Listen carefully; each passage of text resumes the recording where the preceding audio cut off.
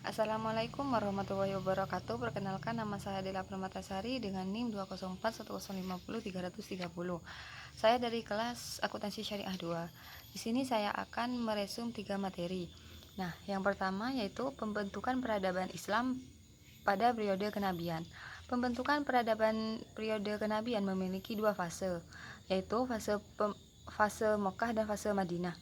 Nabi membangun peradaban Islam dengan maju melalui metode dakwah Nabi Muhammad SAW. Yang kedua, isi atau konten dakwah di Mekah.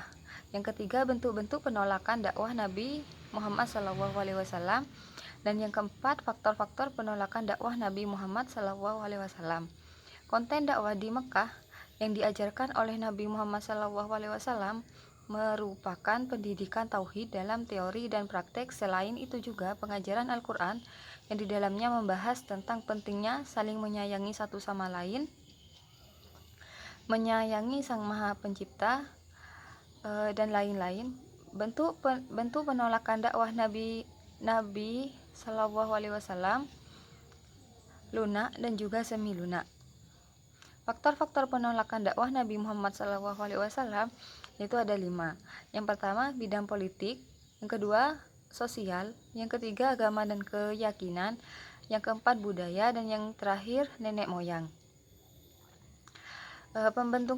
Pembentukan peradaban Islam pada masa kenabian yaitu madrasah ilmiah Nabi Muhammad SAW sebagai pemimpin, penerapan syariat Islam, pemeliharaan Al-Quran, peningkatan harkat dan derajat wanita, pengajaran baca dan tulis, pembangunan masjid, pembangunan sastra, penghapusan perbudakan, pengembangan taktik perang dan diplomasi luar negeri.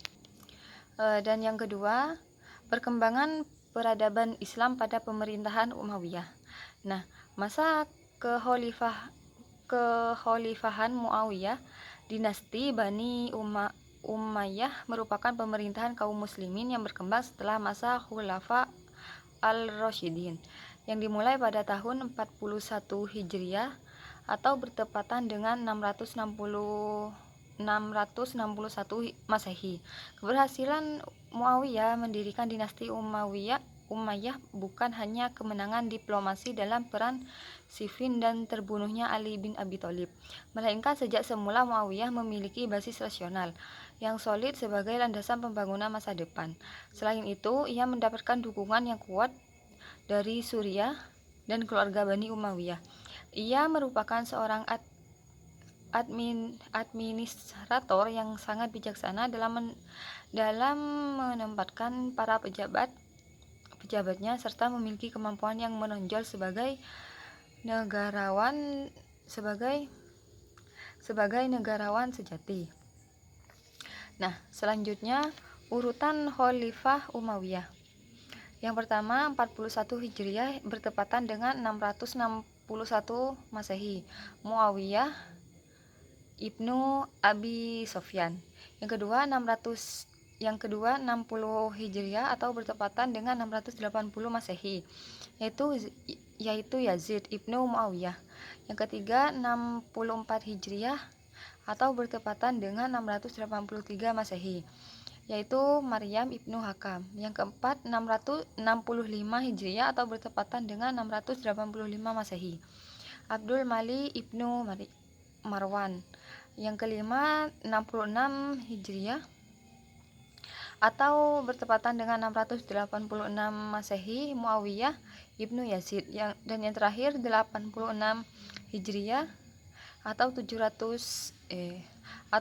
bertepatan dengan 705 Masehi, Al-Walid Ibnu Abdul Malik. Selanjutnya, pola pemerintahan Bani Umayyah. Yang pertama, ibu kota dipindah dari Madinah ke Damaskus.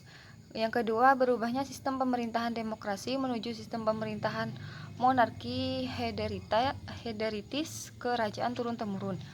Yang ketiga, khalifah yang terkenal fanatik kearabannya. Dan yang keempat, kehidupan keluarga Muawiyah yang berkeliling harta dan terisolasi dari masyarakat. Dan selanjutnya nama para pemimpin yang berhasil pada masa Bani Umayyah. Yang pertama Abdul Malik, yang kedua Abdul Aziz bin Maryam, yang ketiga Hajjah bin Yusuf, yang keempat Al-Walid, yang kelima Umar bin Abdul Aziz. Nah, dan yang ketiga saya akan menjelaskan tentang perkembangan peradaban Islam pada pemerintahan Khulafaur Rasyidin. Yang pertama, pengertian Khulafaur Rasyidin. Secara bahasa, Khulafaur Rasyidin berasal dari kata khulafa dan ar-rasyidin. Kata khulafa merupakan jamak dari kata khulafa yang berarti pengganti, sedangkan ar-rasyidin artinya mendapat petunjuk. Arti bebasnya adalah orang yang ditunjuk sebagai pengganti, pemimpin yang selalu mendapat petunjuk dari Allah Subhanahu wa taala. Para Khulafaur Rasyidin merupakan sahabat Nabi Muhammad SAW.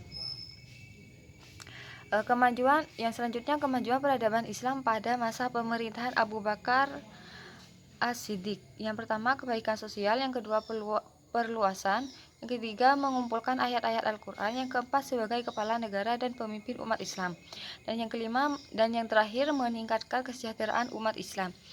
Mungkin cukup sekian resumen dari saya. Kurang lebihnya mohon maaf. Wassalamualaikum warahmatullahi wabarakatuh.